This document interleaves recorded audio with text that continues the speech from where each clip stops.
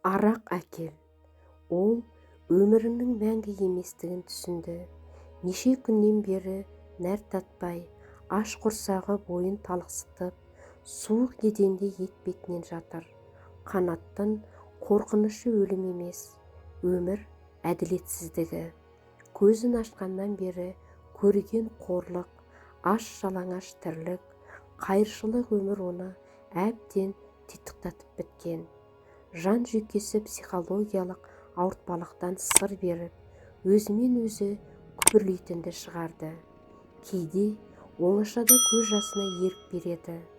Онысына намыстанады ма, өлеусіреген қос жанардағы ащы шырынды әлсіз қолдарымен сүрткен бойда өзін қайрайтын. Бүгін де сөйтті. Суық еденде оны жатырқағандай сықыр-сықыр етеді. Күз келгелі тұла бойы діргек қағатыны ол үшін үйреншікті жағдай. Арақ әкел. Әкесінің өктем дауысы оның жынына тиіп, тым жиіркенішті естілді. Арақ әкел, иттің баласы. Бұл орнынан тұрғысы келіп еді, шамасы келмеді. Мектепке бармағалы аптадан асты. Сынып жетекшісі де бір-екі рет үйге іздеп бас сұққанымен оқуға еш жағдай жоқ екенін көрді ме, әлде бөлмелерден шығатын қолаңсы иістен жиіркенді ме, қайтып оралмады. Кенет сол жақ бүйірі дүңк етіп, тыныс алуы қиындап кетті. Көзінің алды бұлдырап, ауыр соққы талықсытып жіберді. Көзін ашып еді, қос қабағы түксиген әкесін көрді. Тас бауыр әкесі теуіп жіберген екен. Көздері неткен сұсты. Дәл қазір көзіне көрінгеннің бәрін жайпап жіберердей. Жұдырығын түйіп алған. Мейірімсіз әкеден күдерін үзгелі қашан. Шешесі болса анау төсекке теңселіп құлаған. Удай мас. Әкесі болса бұның жағасына жармасып, тағы ұрмаққа бел буды. Қолыңызды тартыңыз баладан. Таныс дауыс өктем шығып санқ етті. Бұл бана менікі, не істесем де өзім білем, деді ашулы сағат әкесі қасарысып. Бұл жалт бұрылған. Сіздің балаңыз менің оқушым. Баланы ұруға құқыңыз жоқ. Сен кімсің ей, маған закон соғатын? Мұғалімсімақ неме? Бәрімізді қайта тәрбиелемексің бе? Деді әке шүйлігіп. Әйтсе де орнында қазықтай қатып қалған. Қабағы қату, жанары найзағадай өткір нәзік жаннан қаймықты ма, қанатты жерге тастай салды. Буыны босап, жерге сылқ ете қалған жас өрімнің көзінен жас ыршып түсті. Әке бұған немкеттілеу жүзбен бір қарады да, балқия шешесі жатқан түпкі бөлмеге еніп кетті. Тұра ғой, Қанат, бүгін демал да, ертең жуынып мектепке кел, деп ұстазының шашынан сипағанын аяулы ана алақанындай сезінді. Тек өмірі мәскүнем анасы мұны ешқашан шашынан сипап, маңдайынан иіскемеген екен. Жып-жылы алақан сондай жағып, ұйқы құшағына енгісі келді. Түпкі бөлменің есігі ашылып, табалдырыққа сүйенген бір әйел тұр еді. Менім балам ол, қолыңды тигізбе, кет бұл үйден, деді шашы жайылған, жез тырнақтай көрінген долы әйел. Кетемін, деді сәуле ұстаз нығырлай. Сіз балаға ана болуға лайық жансыз ба?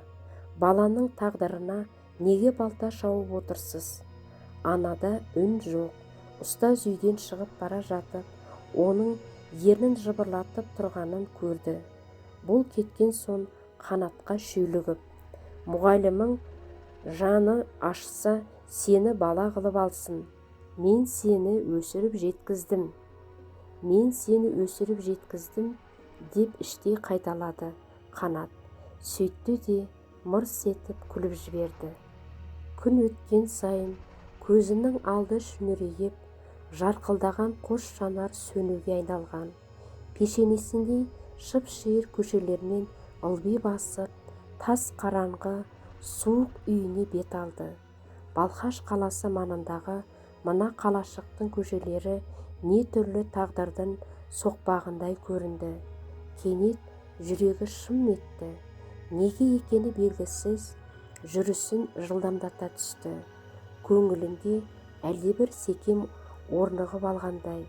Көп кешікпей өздері тұратын көп қабатты үйдің түбінде жиналып қалған адамдарды көріп көңілі құлазып сала берді. Мынау у-шу, біреулер әлдекімді шақырғандай даурығады. Олардың арасынан өтіп, ортаға беттей бергенде қозғалыссыз қанға бөгіп жатқан бауырын көрді.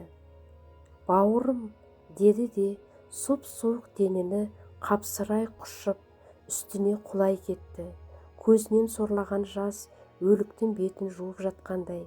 4-ші қабаттан асфальтқа құлаған 7 жасар Кенжетайдың білетіндердің шын жаны ашыды.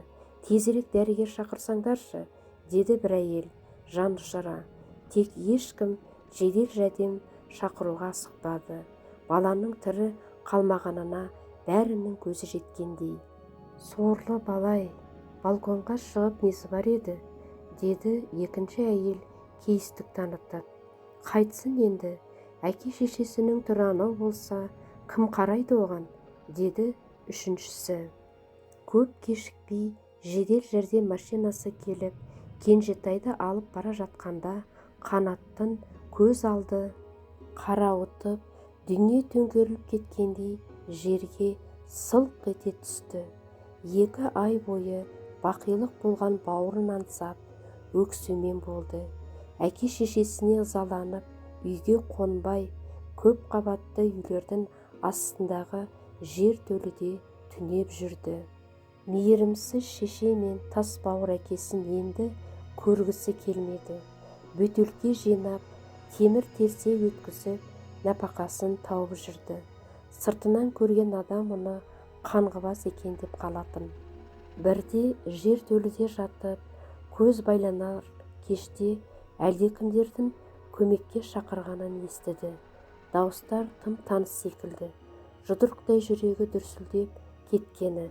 Қолына ұзын мойын арақ бөтелкесін алған бойда жалма-жан көп қабатты үйдің астынан атып шығып, үйдің ту сыртынан айналып келді. Шыңғырған қос дауыс бұлар тұратын подъезден шығып жатыр екен. «Көмектесіңдер, жіберіңдер оңбағандар, сендердің бәріңді соттатам, шеттеріңнен түрмеге шірітем». Қанат подъезге кірген бойда қос әпкесін зорлап жатқан 2 қаныпезерді көріп, қаны басына шапты. Ойланбастан қанішердің біреуін бастан бөтелкемен періп жіберді. Екіншісін бар пәрменмен құлақ шекеден тепті. Басына бөтелке тиген қаныпезердің басынан қызыл қан сауылдай жөнелді. «Өлтірем», деді ол тістеніп, сынған бөтелкенің үшкір жағын бұларға тақай түсті. «Басынған иттер, бір-бірлеп көздеріңді құртам».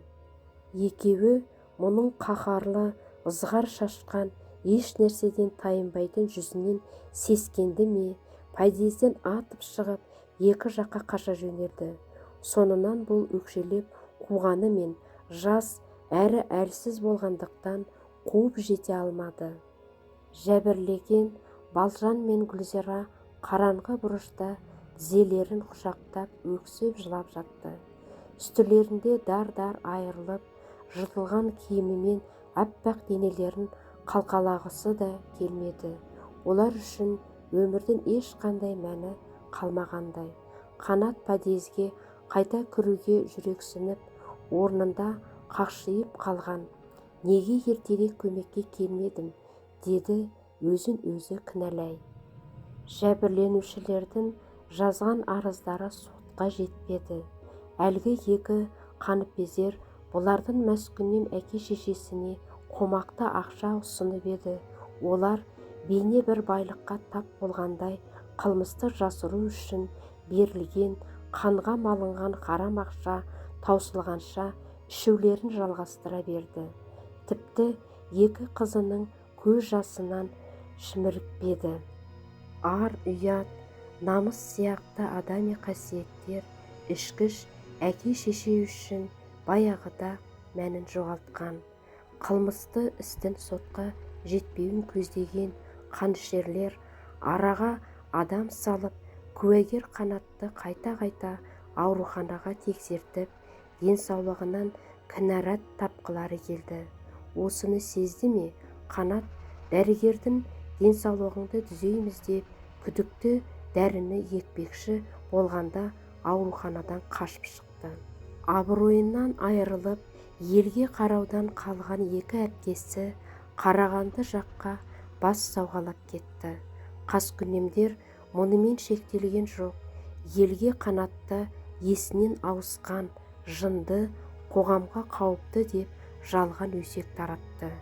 Неше күн бойы ел көзіне түспей, бірде қараңғы әрі тар көшемен жападан жалғыз келе жатыр еді, артынан тиген белгісіз соққыдан қара жерге сұлап түсті. Бүгін ол әлдекімдердің күлкісінен оянып кетті. Көзін ашса, жылы әрі жайлы аппақ төсекте жатыр екен.